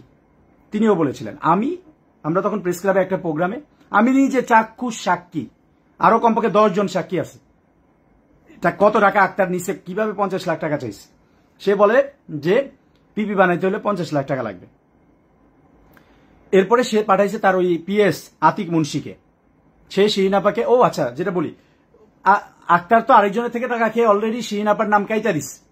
শিরিন আপার নাম কেটে দেওয়ার পরে আমরা তারেক ভাই, আতা ভাই সহ আমরা আসিফ নজরুলের কাছে গিয়ে বলছি যে এটা একটা, উনি একজন নির্যাতিত মানুষ, ভিকটিম, এবং এই যে প্রমাণ আপনিও তারে চিনেন, তার ছেলে এভাবে ভিকটিম, সরকারি কোনো টাকা পয়সা নেয় নাই, এই মানুষটা আইনজীবী এবং তার সেই যোগ্যতা আছে, তাকে জাস্ট একটু সম্মানিত করেন। আসিফ নজরুলকে এভাবে বলানোর পরে একদিন না, এটার জন্য সচিবালয়ে আমাদের 3 দিন যেতে হয়েছে। আসিফ নজরুলকে আমি নিজে গেছি, তার পিএস কে বলছি, আসিফ নজরুলকে সরাসরি গিয়ে বসে, শেষ পর্যন্ত পাই না পরে গিয়ে বসে বলছি। এরপরে আসিফ নজরুল যেহেতু জানে, উনি শিরিন আপাকে পিপি দিচ্ছে। এই দেখেন কত রকম বাটপারেরা, আক্তার নিজে তার নাম কেটে দিছে, যেই আসিফ নজরুল তাকে পিপি বানায় দিল, সেই সাথে সাথে ফোন, ভাই আপা 50 লাখ টাকা লাগবে, আপনার পিপি বানায় দিছি, হয়ে গেছে, কাজ হয়ে গেছে, 50 লাখ টাকা দেন। কি রকম মুনাফিক। শিরিন আপা খুশি হয়ে, ওই তার পিএস আতিক মুন্সি আসছে টাকা নিতে, খুশি হয়ে শিরিন আপার গাড়িতে বসে 1 লাখ টাকা দিয়ে দিস, খুশি হয়ে 1 লাখ টাকা দিয়ে দিস। এটা সাক্ষী আছে, এনসিপি নেতারা সাক্ষী আছে, আতাউল্লাহ ভাই সাক্ষী আছে, সাইফুল্লাহ হায়দার ভাই সাক্ষী আছে, তারা এটার চাক্ষুষ সাক্ষী। 1 লাখ টাকা শিরিন আপা খুশি হয়ে ওই আক্তারের পিএস আতিক মুন্সিকে দিয়ে দিছে। সে রাগে ফেটে পড়ছে, আরে পিপি আমরা বানাই, পিপি আরো নামও কেটে দিতে পারবো, আরো পিপি বসে দেবেন, 1 লাখ টাকা দেন, 50 লাখ টাকা দিতে হবে। পিপি হতে হলে 50 লাখ টাকার কমে হবে না। আমরা যেমন নাম দিতে পারি, নাম কাইটা দিতে পারি। এই ধরনের অন্যায় কথা বলছে আমার সামনে, আমি নিজের কানে শুনছি। আমি এই জন্য এই বাটপারদের কল রেকর্ডের জন্য আমি করি। আমি বলছিলাম যে তমালকে বলছিলাম, শিনাপার ছেলে, যে রেকর্ড করো, প্রমাণ রাখো, কিন্তু ওই সময় কোনো কারণে হয় না। আমরা একটা প্রেস ক্লাবে একটা প্রোগ্রামের মধ্যে ছিলাম, এর মধ্যে এই ঘটনা, প্রমাণ রাখে না। এই জন্য এর বাটপারদের প্রমাণ রাখতে হয়। তারপরও প্রমাণ আসছে, যথেষ্ট প্রমাণ আসছে। সে পরে কি করলো, যখন মানে 1 লাখ টাকা নিল, 1 লাখ টাকা ঘুষ নিয়ে, এবার সে বলতেছে আতিক মুন্সি কি দৌর্দণ্ড প্রতাপ, 50 লাখ টাকা লাগবে। শিরিন আপা আক্তারকে কল দিল, আক্তার ভাইকে কল দিয়ে বললো যে কি ব্যাপার, আমার কাছ থেকে এরকম টাকা চাচ্ছে, কি বিষয় কি। আক্তার কি বলছে জানেন, আতিক মুন্সির কথাই আমার কথা, সে যেটা বলতেছে, যেভাবে বলতেছে সেভাবে করেন। এগুলো মিথ্যা বানানো কথা না, আরো প্রমাণ দিচ্ছি, পাবেন আপনারা। সে বানানো কথা না, বলে যে আতিক মুন্সির কথাই আমার কথা, আপনি সে যেটা বলতেছে সেভাবে করেন। এরপরে সে বলতেছে আতিক মুন্সি যে 50 লাখ টাকা না দিলে পিপি নাম যেভাবে ঢুকছে, নাম আমরা কাটাই দিতে পারি, আপনি পিপি থাকতে পারবেন না। এই ধরনের অন্যায় কাজ সে করেছে। এরপরে যখন আমজনতা দলের তারেক রহমান ভাই এটা কিছুদিন আগে ফাঁস করছে, আক্তার যখন নিউ ইয়র্কে গেল তখন ফাঁস করছে, তখন এই আক্তার স্বীকার তো করে না, এই আক্তার আবার কল দিস শিরিন আপারে, তখন কল দিস, কল দিয়ে তাকে ফোর্স করছে, বাধ্য করছে। শিরিন আপারে কিন্তু আবার অব্যাহতি দিস, অন্য কারণে অব্যাহতি দিস, অব্যাহতি দিয়ে ফোর্স করছে, ভাই আপনাকে তো আপনার দলে নিব, কিন্তু আপনি এখন একটা লাইভ করে বলেন যে না এরকম কোনো কিছু হয় নাই, আপনার কাছে কোনো টাকা পয়সা আক্তার চায় নাই। শিরিন আপা বলছে কেন, আমি মিথ্যা কথা কেন বলবো। তারেক ভাই, আবার তারেক ভাইকে কত ছোট করে কথা বলছি, কিরকম ছোট লোক। তারেক ভাইয়ের সাথে আমার কত বিরোধ হয়েছে, আমি কখনো তাকে অসম্মান করে কথা বলছি? আমি তার আম তারেক বলছি, দই তারেক বলছি? আরে ভাই, সে নিজের কষ্ট করে দুর্নীতি না করে টাকা কামায়। এই শালা আক্তার ফোন দিয়ে কি কয়, শিরিন আপারে বলতেছে ওই দই তারেকের লগে আপনি কি করতেছেন, দই তারেক মিলে আমার বিরুদ্ধে কেন লিখতেছেন। শিরিন আপা কি দই তারেক কি কই, যে দই তারেক আম তারেক। চিন্তা করেন কিরকম ছোট লোক। এই তারেকের টাকায় চলতো এই আক্তাররা, এই আক্তার আসিফরা তারেকের টাকায়ও চলছে, অস্বীকার করতে পারবে না। এই অকৃতজ্ঞ, এই অকৃতজ্ঞতার জন্যই আল্লাহ তাদেরকে ধ্বংস করবে। আক্তার বলতেছে দই তারেক আম তারেক। তারেক ভাই দই বিক্রি করতো ওই সেই 2018 সালে কোটা সংস্কার আন্দোলনের সময় পলাশির মোড়ে। এই মানুষটার সাথে আমার যত বিরোধ থাকুক, সে সব সময় সৎভাবে চেষ্টা করছে। তো দই তারেক আম তারেক তার সাথে মিলেমিশে কেন করতেছেন? শিরিন আপা বলে কই না, আমার সাথে তো তার যোগাযোগই নাই। তখন বলে যে না, আপনি এখনই এটা করেন, একটা লাইভে যান, লাইভে গিয়ে বলেন যে আক্তার হোসেন এরকম কোনো টাকা পয়সা চায়নি। শিরিন আপা সরাসরি অস্বীকার করছে, না আমি এটা করতে পারবো না, আমি মিথ্যা কথা কেন বলবো, আমি চুপ থাকতে পারবো। আমি তো মিথ্যা সাক্ষ্য দিতে পারবো না যে না আক্তার হোসেন এটা করে নাই। আপনি তো টাকা চাইছেন, আপনি আতিক মুন্সির কথা বলছেন, 50 লাখ টাকা চাইছেন, ঘুষ চাইছেন, আমার নাম কাটাইয়া দিবে বলছেন, হুমকি দিচ্ছেন, 1 লাখ টাকা নিছেন, এগুলো সব প্রমাণ আছে। আমি এটা করতে পারবো না, এবং এগুলো সব সাক্ষী আছে। মুনতাসির আরো অনেকে সাক্ষী ছিল। পরে আমি তখন আহ্বায়ক নাহিদ ইসলামের রুমে বসা, এনসিপির আহ্বায়ক নাহিদ ইসলামের রুমে বসা রূপেন ট্রেড সেন্টারে। আমার সাথে লুৎফুর ভাই ছিলেন, সম্ভবত সাইদ মুস্তাফিজ ভাই ছিলেন, আরো 2-1 ছিলেন। আক্তার আমারে কল দিস লাউড স্পিকারে, ভাই মুনতাসির ভাই এখানে কি হইতেছে, আমার নামে এগুলো ছড়াইতেছে। আমি বললাম যে ভাই আমি তো জানি না, আমি আসলেই জানতাম না, কারণ তারেক ভাইয়ের সাথে আমার কোনো যোগাযোগই নাই। তারেক ভাই এটা তার জায়গা থেকে ফাঁস করছে।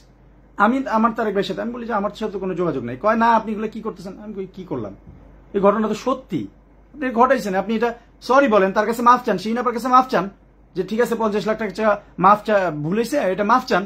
আপনি মাফ না চেয়ে আপনি আবার তারে লাইভ করার জন্য ফোর্স করতেছেন, আমারে দোষ দিচ্ছেন, আমারে বলতেছেন। আমি নিজের সাথে চাক্ষুষ সাক্ষী, আমি কেন মিথ্যা কথা বলবো। তাহলে দেখেন এই যে আক্তাররা, এই পিপি তো একটা নরসিংদী জেলার কথা বললাম, আরো কত জেলায় জানি না আসিফ নজরুল স্যার তারে কতটুকু সুযোগ দিছে, কত জেলায় সে এরকম পিপি বসাইছে, আর কত মানে কোটি টাকা সে এখান থেকে লুটপাট করছে, সেটা বিচার বিবেচনা আপনার কাছে রাখলাম। এবং আমি যে কথা বলতেছি প্রতিটা কথার স্পষ্ট প্রমাণ আছে। এই যে বললাম গে ইস্যু, সমকামী ইস্যু, আমার মানহানি হয়েছে, আমার নামে মিথ্যা অপবাদ দিচ্ছে, আমি মামলা করব। এই যে পিপি বানানোর জন্য টাকা নিছে, সাক্ষী আছে, প্রমাণ আছে, অবশ্যই মামলা হতে হবে। আপনারা যদি আমার সাথে এগ্রি থাকেন, আপনারা বলেন আমার মামলা করা উচিত কি উচিত না। জুলাইকে বিক্রি করে দেওয়া এই গাদ্দারদের বিরুদ্ধে আমার অবস্থান নেওয়া উচিত কিনা। আমার মনে হয় লাইফটা অনেক বেশি হয়ে গেছে, অনেক বড় হয়ে গেছে। আমি জানি না আর কন্টিনিউ করা উচিত হবে কিনা। আপনারা চাইলে আরো আমি বলতে পারবো, কিন্তু সবকিছু বলতে চাই না। যেমন আজকে আমাকে যারা এনসিপি নেতারা, এতদিন কোনো খবর নেই, আজকে যারা আমাকে কল দিয়েছে, তারা কি কি দুর্নীতি করছে সেই দুর্নীতির প্রমাণ কল রেকর্ড আমার কাছে আছে। আমি ধীরে ধীরে প্রকাশ করবো, একদিনে কতটুকু করব। দেখেন আপনারা আমাকে বলেন যে এতদিন কেন বলেন নাই, আবার প্রকাশ করলে বলেন কেন করতেছেন, দলের ক্ষতি কেন করতেছেন। ভাই দলের শৃঙ্খলা কমিটিতে নিয়ম মেনে কত হাজারবার যে আমি অভিযোগ জানাইছি, কতবার চেষ্টা করেছি, তারা কোনো কিছু শুনে নেই। তাদের কাছে দল কোনো বিষয় না, জুলাই কোনো বিষয় না, তাদের কাছে হচ্ছে তাদের বাটপাড়িটাই বিষয়। এই যে অনেকে বলছেন মামলা করা উচিত, তাহলে অবশ্যই মামলা তো করতে হবে। এই যে যারা খারাপ কমেন্ট করতেছেন, কি বুঝে খারাপ কমেন্ট করতেছেন আমাকে বুঝাইয়া বলেন। একটা যৌক্তিক কোশ্চেন বলেন যে হ্যাঁ মুনতাসির ভাই আপনি এই জিনিসটা ভুল বলছেন, এই জিনিসটা অন্যায় কথা বলছেন। এই ধরনের অন্যায় কাজ তারা করতেছে, জুলাই বিক্রি করে দিয়ে তারা এই ধরনের অন্যায় কাজ করছে। আমি তো কোনো জায়গায় কোনো অন্যায় কাজের জন্য যাইনি। 1 টাকা দুর্নীতি, 1 টাকা অন্যায় আমি করিনি। অনেক সুযোগ ছিল, মানুষের উপকার করছি, নিজের শ্রমের টাকা দিয়ে, নিজের ইনকাম করা সৎ টাকা দিয়ে, ব্যবসার টাকা দিয়ে আমি সংগঠন চালাইছি। তারা কি করছে, দুর্নীতির হাজার হাজার কোটি টাকা দুর্নীতি, সব প্রমাণ বের হয়ে আসবে। এটা ডিজিটাল যুগ। উপদেষ্টা মাহফুজ আলম, জিল্লতির জীবন উপহার দিতে চাও তুমি মানুষরে, উপদেষ্টা মাহফুজ আলম থেকে শুরু করে যেসব দুর্নীতিবাজ আছে স্পষ্টভাবে বলে দিই, এটা ডিজিটাল যুগ, এটা জেনজি যুগ। আওয়ামী লীগকে তারাইছে আর তোমারে ছাড়াই দেবে এরকম কোনো সুযোগ নাই, তোমারেও এরা ছাড়বে না। তুমি যদি ওই তুরস্কে বাসা বানায় থাকো, দুবাইতে বানায় থাকো, আর চায়নায় তোমার ভাইরে দিয়ে সম্পত্তি পাঠাইতে থাকো, আর যারেই যা কইরা থাকো, এই জেনজি প্রজন্ম ছাড়বে না। মনে করো না বিএনপির সাথে নেগোসিয়েশন করে এমপি মন্ত্রী হয়ে যাবা, আর না পারলে মাস্টার্সের কথা বইলা বিদেশ যায় পালায়া যাবা। ক্ষমতা থেকে নামো, সকাল বিকাল পিটাবে মানুষ। আমরা পিটাবো না, আমরাই প্রোটেক্ট করব। কিন্তু যাদের সাথে দুর্নীতি করছো, জুলাইকে যে বিক্রি করে দিছো, ওই শহীদদের পরিবার এসে পিটাবে, ওই আহতরা এসে পিটাবে যে গাদ্দারি তোমরা বাংলাদেশের মানুষের সাথে করছো। একটু যদি অনুশোচনা থাকে, মাফ চেয়ে, নিঃশর্তভাবে মাফ চেয়ে নেমে যাও। এবং উপদেষ্টারা কেন নির্বাচন করবে? উপদেষ্টারা অ্যাবসলিউট পাওয়ারে ছিল, সর্বোচ্চ ক্ষমতার ব্যবহার করে ওসি ডিসি সবকিছু বসাইছে। কোন ভিত্তিতে উপদেষ্টারা এই নির্বাচন করতে চায়? অবশ্যই কোনো উপদেষ্টার নির্বাচন করার কোনো সুযোগ নাই, কোনোভাবেই সুযোগ নাই। তারা যদি নির্বাচন করতে চায় 5 বছর জনগণের জন্য কাজ করে তারপরে নির্বাচন করবে, এটাই হওয়া উচিত। যাই হোক, লাইফটা অনেক বড় হয়েছে, তার এখনো অনেক মানুষ দেখছেন। তারপর আমি বিদায় নিতে চাই। আপনাদের কোনো প্রশ্ন থাকলে বলতে পারেন, আমি যদি সম্ভব হয় কিছু প্রশ্ন নিব, নাহলে আপাতত আমি আজকে শেষ করব। কিন্তু এই যে একজন লিখছেন, আপনি মনে হয় ধোয়া তুলসী পাতা হুজুর। হ্যাঁ ভাই, আমি আমার সততার উপর 100 ভাগ দৃঢ়তা দিয়ে আমি বলতে পারি, আমি আল্লাহর উপর সেই ভরসা করে বলতে পারি যে আমি মুনতাসির দুর্নীতি করি নাই। যদি দুর্নীতি করতাম, ডিজিটাল যুগ, তারা উপদেষ্টা, তাদের কাছে ডিজিএফআই, গোয়েন্দা সংস্থা, তাদের প্রত্যেকটা কল রেকর্ড করতে পারে, তাদের কাছে সব কিছু আছে। আমি যদি দুর্নীতি বিন্দু মাত্র করতাম, এই সৎ সাহস নিয়ে দাঁড়াতে পারতাম না। দুর্নীতি করার দরকার নেই তো। আওয়ামী লীগ আমরা বৈধভাবে অনেক বঞ্চিত হয়েছি। আমার জন্ম ঢাকা শহরে, আমরা ফ্যামিলি পারিবারিক ভাবে আমার ফ্যামিলি, এগুলো বলতে চাই না, এগুলো লিখছি, আমি অনেক কিছু লিখছি। আমার আব্বু আম্মু দুজন ঢাকা ইউনিভার্সিটির স্টুডেন্ট ছিলেন। আমার আব্বু এই এলাকায় রাজনীতি করে নির্যাতিত হয়ে অনেক বেশি সাফার করেছেন, অনেক বেশি। এখন আব্বু অসুস্থ, জেলে গিয়েছেন, এই আন্দোলনের সময় লাইফ সাপোর্টে ছিলেন। আমার ফ্যামিলির অনেক ত্যাগ আছে।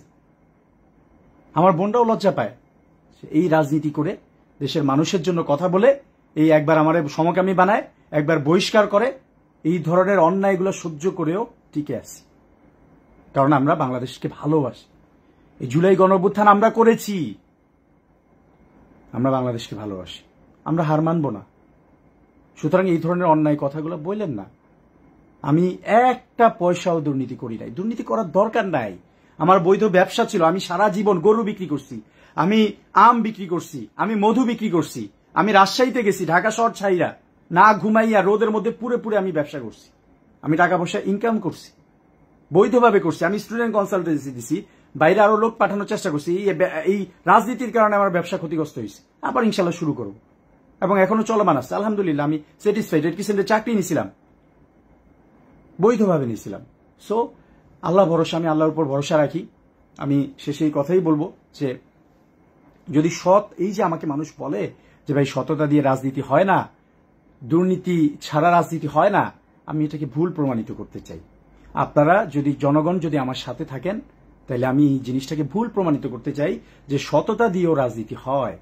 সততা এবং দুর্নীতি ছাড়া মানুষের ভালোবাসা নিয়ে, জনগণকে নিয়ে রাজনীতি হয়। জুলাইকে আমাদের টিকিয়ে রাখতে হবে ভাই।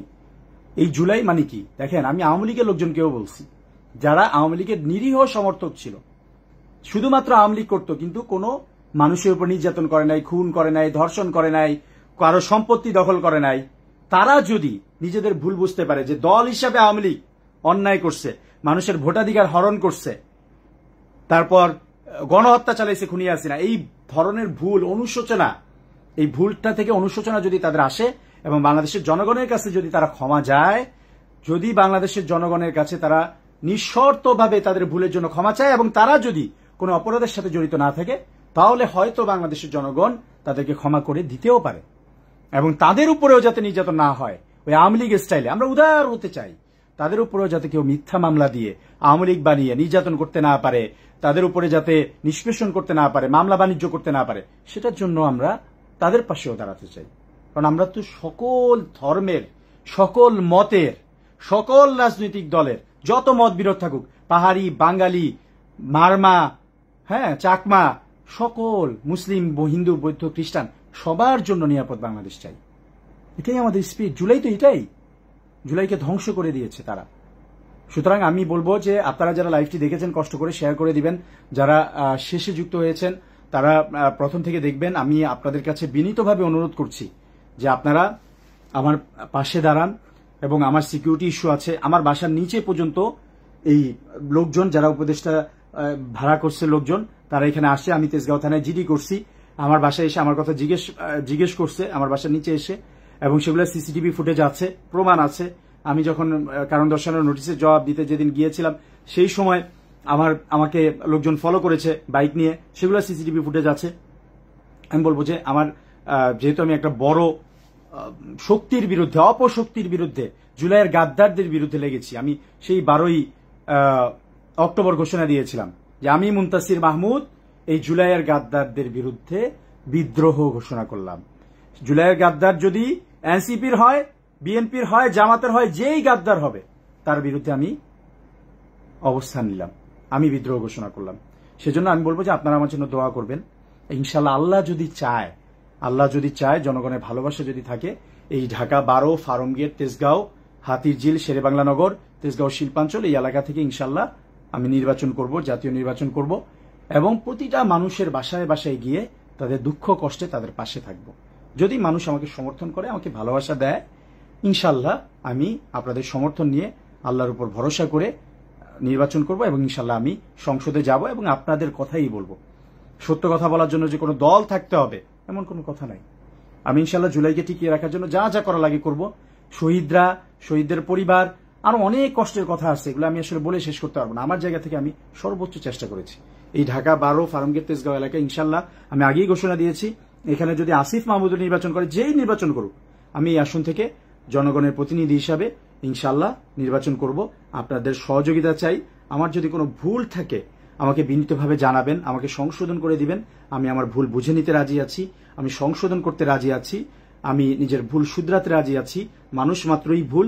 আমি ভুল শুধরে নিয়ে, আপনাদের ভালোবাসা নিয়ে, পরামর্শ নিয়ে, আল্লাহর উপর ভরসা করে এগিয়ে যেতে চাই এবং এই দেশের মানুষের জন্য, এই দেশের স্বাধীনতা, সার্বভৌমত্ব টিকিয়ে রাখার জন্য আমি জুলাইয়ের যে চেতনা, জুলাইয়ের যে স্পিরিট, সত্যিকার অর্থে একটি নতুন বাংলাদেশ, ন্যায় বিচারের বাংলাদেশ, সকল ধর্মের যে আমার বিরোধী মত, যে আমার সাথে দ্বিমত করবে, তার মতামতটা দেওয়ার অধিকার, তার ভোটাধিকার, তার নিরাপত্তার অধিকার, সে যাতে নিরাপদে মুনতাসির ভাইকে গালি দিতে পারে। গালি বলতে গালি বুঝাচ্ছি না, গালি বলতে সে যাতে মুনতাসির ভাই অন্যায় করলে, ভুল করলে, যাতে নিরাপদে তার বাসায় বসে থেকে মুনতাসির ভাইয়ের বিরুদ্ধে বলতে পারে, মুনতাসির ভাইয়ের বিরুদ্ধে মত প্রকাশ করতে পারে, সেটার জন্য নিরাপদ যেই সুযোগ দরকার সেটা আমরা করে দিতে চাই। সেটাই হচ্ছে জুলাইয়ের স্পিড। সুতরাং আপনারা আমার জন্য দোয়া করবেন, আমার জন্য দোয়া করবেন। আমার ভুল হলে আমাকে পরামর্শ দিবেন। এবং আমি আবারও ঘোষণা দিচ্ছি, এই জুলাইয়ের যে গাদ্দার যারা জুলাইয়ের সাথে বেইমানি করেছে, যারা বাংলাদেশের মানুষের সাথে বেইমানি করেছে, যারা শহীদদের রক্তের সাথে বেইমানি করেছে, তাদের বিরুদ্ধে আমি মুনতাসির মাহমুদ একা হলেও লড়াই করে যাব ইনশাআল্লাহ। সবাই আমার জন্য দোয়া করবেন। লাইভটা শেষ করছি। সবাই ভালো থাকবেন। আল্লাহ হাফেজ। আর যারা এখন যুক্ত হলেন তারা শুরু থেকে দেখে নেবেন। আমি সবাইকে আবারও অনুরোধ করছি, আমি এত কাহিনীর মধ্যে, যেহেতু উপদেষ্টা নিজেই তথ্য উপদেষ্টা, সে কিন্তু ওই সময় আমি যখন তার বিরুদ্ধে বলেছিলাম আমার ভিডিও নামিয়ে দিয়েছিল, আমার ফেসবুকে অনেক রিপোর্ট করেছে, আমার আইডিটা খেয়ে ফেলার অনেক চেষ্টা করেছে। আমার আইডি ভেরিফাইড দেখি, খেতে পারে নাই, নষ্ট করতে পারে নাই। আপনারা দয়া করে আমার আইডিটা শেয়ার করবেন, এই লাইভটা শেয়ার করবেন, মানুষকে জানাবেন, আমার পক্ষে লিখবেন, আমার কোনো ভুল হলে আমাকে ধরিয়ে দিবেন। তো আমি যে সত্যের পক্ষে দাঁড়াইছি, বাংলাদেশের পক্ষে দাঁড়াইছি, এটা মানুষকে জানিয়ে দিবেন। এটা মানুষের জানা দরকার, মানুষকে জানিয়ে দিবেন এবং মানুষ যাতে সত্যটা জেনে সত্যের পক্ষে অবস্থান নিতে পারে। এনসিপি, তৃণমূল থেকে শুরু করে বহু মানুষ অভিযোগ আর অভিযোগ, মামলা বাণিজ্য থেকে শুরু করে এমন কোন হীন অন্যায় নাই তারা বাংলাদেশের মানুষের সাথে করে নাই। কিন্তু এটা কি এনসিপি করেছে? এনসিপি দল হিসেবে করেছে না। এনসিপির যারা তৃণমূল আছে তারা নিজেরাই অবহেলিত, তারা নিজেরা মার খাচ্ছে, তাদের পক্ষে দল দাঁড়াচ্ছে না। এনসিপির অল্প কিছু দুর্নীতিবাজ নেতা আর ওই ছাত্র উপদেষ্টারা দুর্নীতি করে সব কিছু ধ্বংস করে ফেলেছে। জুলাইকেও ধ্বংস করেছে, এনসিপিকেও ধ্বংস করেছে, আর জামাত শিবিরকে জিল্লতির জীবন উপহার দিতে গিয়ে নিজেরা জিল্লতির জীবন এখন বরণ করে নিয়েছে, উপভোগ করছে। খুবই দুঃখজনক বিষয়। জুলাইয়ের গণঅভ্যুত্থানের নেতাদের এইরকম অধপতন আমরা আশা করি নাই। সবাই আমার জন্য দোয়া করবেন। আবারও সবার কাছে দোয়া চাচ্ছি। আল্লাহ ছাড়া আমি আর কারো উপর ভরসা করি না। আমি কিরকম মানসিক কষ্ট, আমি কিরকম একটা অবস্থার মধ্যে দিয়ে যাচ্ছিলাম, এগুলো আমি বুঝাইতে পারবো না। যেমন এনসিপির গান, এনসিপি যে শাপলাকলি নিয়ে একটা গান ছেড়েছে, আমি এই গানটা দেখে কান্না করে দিছি, আমার চোখ দিয়ে পানি পড়ছে যে কি সুন্দর গান। আমি শেয়ার করছিলাম, আমার আইডিতে পাবেন। যদি দলটা এরকম হইতো, যদি দলটা এরকম সত্যিকার অর্থে দুর্নীতি মুক্ত এরকম সুন্দর একটা দল হইতো, এনসিপি সেটা হয় নাই। দুঃখজনক, এনসিপি সেটা হয় নাই। শেয়ার করেছিলাম, আমার এত কষ্ট লাগছে, এত দুঃখ আমি পাইছি। আপনারা আমার জন্য দোয়া করেন, আবারও দোয়া চাচ্ছি। ভিডিওটা শেয়ার করেন। আমি যেহেতু অন্যায়ের পক্ষে দাঁড়াইছি, আমার জন্য অনেক সিকিউরিটি রিস্ক আছে, আপনারা আমার সাথে যোগাযোগ করেন।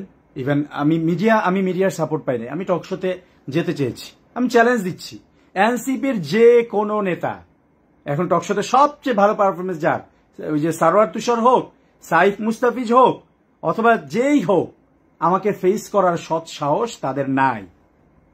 আমি চ্যালেঞ্জ দিচ্ছি, যারা টক শো করেন, যারা মিডিয়ার আছেন, তারা আমার সাথে যোগাযোগ করেন। আমি আপনাদের সাথে কথা বলতে আগ্রহী।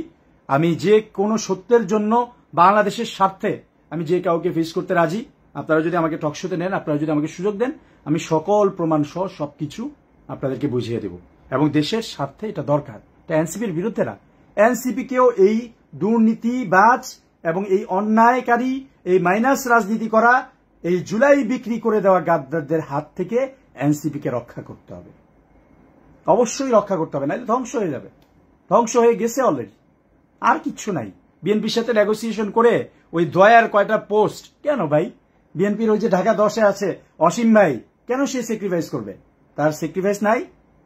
উত্তরাতে আছে জাহাঙ্গীর ভাই, কেন সে এত বছর রাজনীতি করে কেন সে ত্যাগ করবে? ফেয়ার ভাবে জিতো, কেন তোমার জন্য ছেড়ে দিতে হবে? এত বছর রাজনীতি করছে, এত বছর নির্যাতিত হয়েছে, তোমার জন্য দল, তোমার জন্য আসন ছেড়ে দিবে?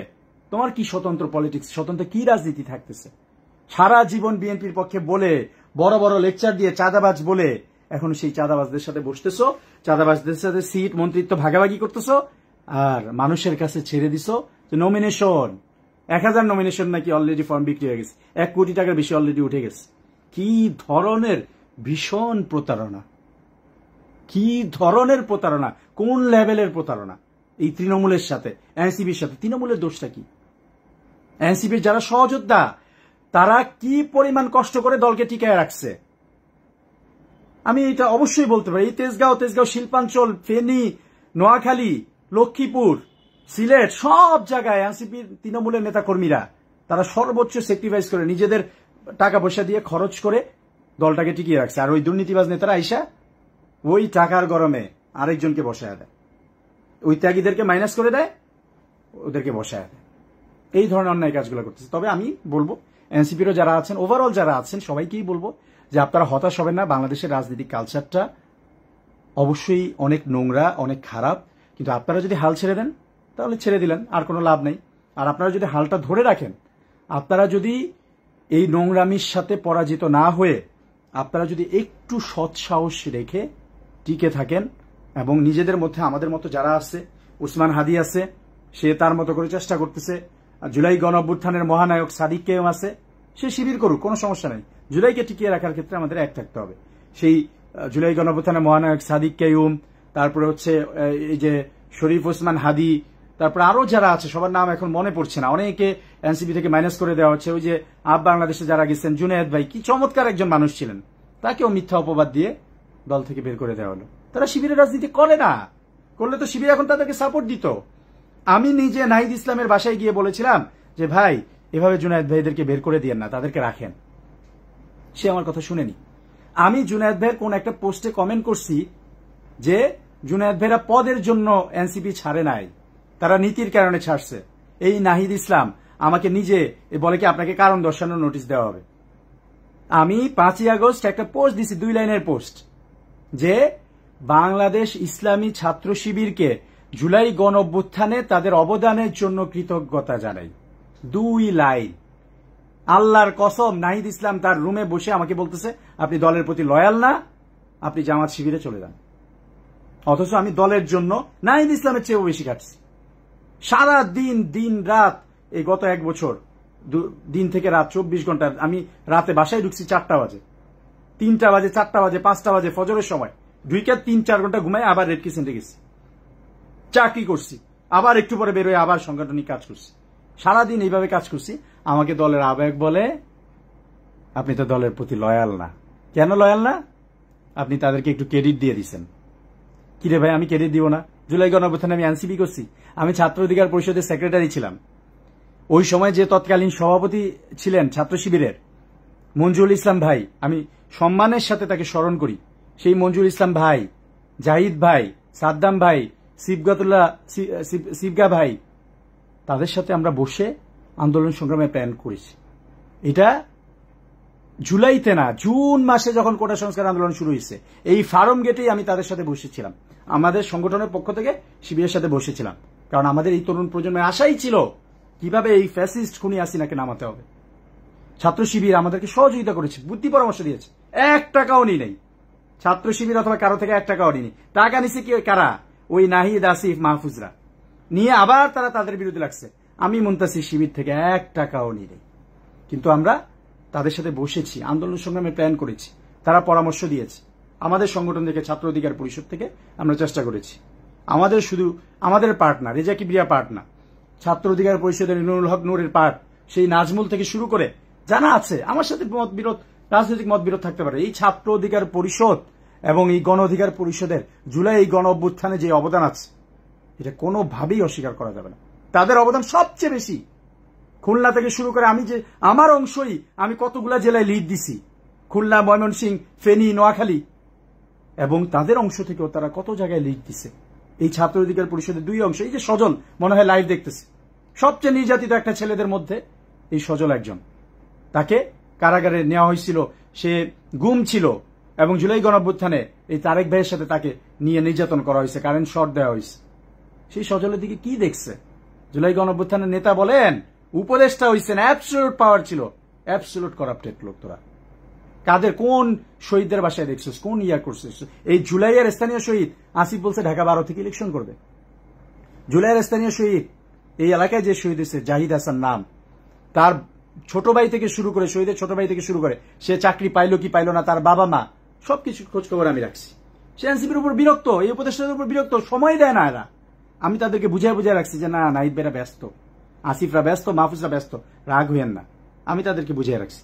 আর ওরা এখন আইসা নির্বাচনের সময় শোডাউন দিয়া এই সময় কবর জিয়ারত করে 1.5 বছর খবর নাই, এখন ওনারা নেগোসিয়েশন করে এমপি হবে।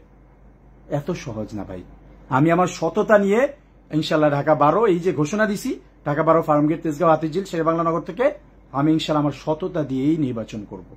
আল্লাহ আমার সাথে আছেন, জনগণ আমার সাথে আছেন। প্রতিটা ঘরে ঘরে গিয়ে নক দিব, বিনীতভাবে বলবো যে আমি মুনতাসির মাহমুদ, আমি আপনাদের জন্য কাজ করতে চাই। জিতি না জিতি কোনো সমস্যা নাই। আমি যদি এই নির্বাচনে হেরেও যাই, আমি মুনতাসির মাহমুদ এই বাংলাদেশেই থাকবো। এটা আমার বাপের দেশ, এটা আমার দেশ। আমার দেশ ভারত না, ইন্ডিয়া না, আমার দেশ ওই ইংল্যান্ড না, তুরস্ক না। ওই উপদেষ্টারা যারা ভাবতেছেন হয় ওই নেগোসিয়েশন করে যাবেন, নাইলে ওই মাস্টার্সের নাম করে বিদেশে পালায়া যাবেন। এত সহজ না। আমি মুনতাসির এই দেশেই থাকবো, হারি জিতি এই দেশের মানুষের সাথেই থাকবো। প্রতিটা মানুষের দ্বারে দ্বারে গিয়ে মানুষের কাছে ভোট চাবো। শুধু ভোট চাবো না, তাদের বিপদে আপদে পাশে থাকবো। ইনশাল্লাহ আল্লাহ আমাকে সম্মানিত করবেন। আল্লাহ কোরআনে বলছেন এইটা তাদের জন্য দরকার। ওই যে জিল্লতির জীবন উপহার দিতে যাওয়া মাহফুজের জন্য আল্লাহ পারফেক্ট কোরআনে বলেছেন, ওয়াতু আইজ্জু মান তাশা ওয়াতু জিল্লু মান তাশা। আল্লাহ যাকে ইচ্ছা সম্মানিত করেন, যাকে ইচ্ছা অপমানিত করেন। মানুষ প্ল্যান করে, আল্লাহ কি বলছেন, অমাকারু আমাকারাল্লাহ ওয়াল্লাহু খায়রুল মাকিরিন। মানুষ পরিকল্পনা করে, আল্লাহও পরিকল্পনা করে, এবং সর্বোত্তম পরিকল্পনাকারী হচ্ছেন মহান আল্লাহ তাআলা। সেই আল্লাহর উপর আমি বিশ্বাস রাখি, সেই আল্লাহর উপর আমি মন থেকে বিশ্বাস রাখি। আমি বিশ্বাস করি যে সততার সাথে চললে, জনগণের জন্য কাজ করলে, দুর্নীতি না করলে ইনশাল্লাহ আল্লাহ আমাকে সম্মানিত করবেন। যারা দেখছিলেন, অনেক সময় গেল, আমি আবারও দুঃখ প্রকাশ করছি। সবাই ভালো থাকবেন, আমার জন্য দোয়া করবেন। প্লিজ লাইভটা শেয়ার করে দিবেন। আমি সামনে হয়তো আর অনেক কিছু ফাঁস করবো। আমার নিরাপত্তার বিষয়টা আপনারা আমার জন্য দোয়া করবেন, খেয়াল রাখবেন। আমি সবার জন্য ওপেন, সবার সাথে আমি আলোচনায় আগ্রহী। ডান বাম কারোর সাথে, শিবির বিএনপি, কোনো সমস্যা নাই। আমরা সবাই মিলে একটা সবার জন্য নিরাপদ বাংলাদেশ গড়তে চাই। আমার সাথে যোগাযোগ করলে পাবেন। তবে আমার এখন একটু নিরাপত্তা ঝুঁকি আছে, সো আপনারা আমার সাথে থাকেন, আমার জন্য দোয়া করেন। এই ভিডিওটা শেয়ার দিয়েন আইডিতে, যাতে বেশি রিপোর্ট করতে না পারে। এই জন্য আপনারা আপনাদের জায়গা থেকে শেয়ার দিবেন, এটা আমি আশা করি, এবং সর্বোপরি আমার জন্য দোয়া করবেন।